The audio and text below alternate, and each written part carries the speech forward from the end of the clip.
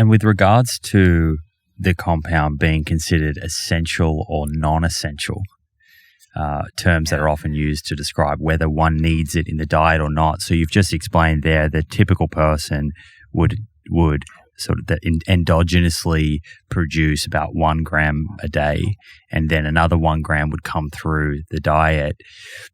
Do you consider this a non-essential nutrient, and that for sort of adequacy, your body will produce enough, and that 1 gram is enough to be adequate? Yeah, that's a great question. And you're one of the few people who's ready to discuss this or who has even really probed this question. And I think that's because of your background and your other interests. So I guess the way to frame it is that there is a wide range of what is considered normal muscle creatine values. And if you have low muscle creatine, there doesn't appear to be an impairment. However, there are some very rare genetic disorders, and these are disorders of creatine transport or creatine synthesis.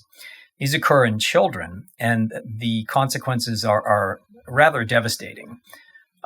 They are very, very sick, and the only way that you can rescue them is with creatine supplements. Mm-hmm.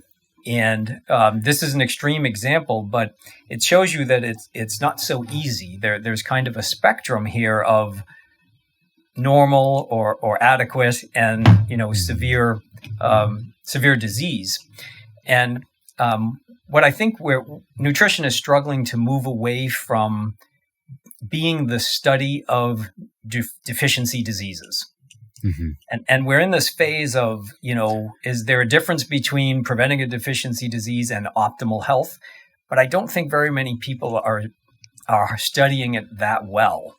So the question becomes, if you don't have a genetic defect that reduces your brain creatine levels to 0 and makes you very, very sick, if that's not you, will you benefit from purposefully adding some creatine to your diet? And even that's a simplistic question. There's a recent paper using the NHANES data set, very large data set, showing that, I think 40% of Americans aren't getting enough creatine based on the old perspective of 1 gram endogenously produced and 1 gram exogenously consumed. So most people aren't getting enough creatine in their diet. Does that mean they're deficient? No. Does that mean their health is not impacted? Is a big question. And then there are some creatine researchers really calling for creatine to be reclassified as conditionally essential. Mm-hmm. So not non-essential and not essential, but conditionally essential. And I think that's fair.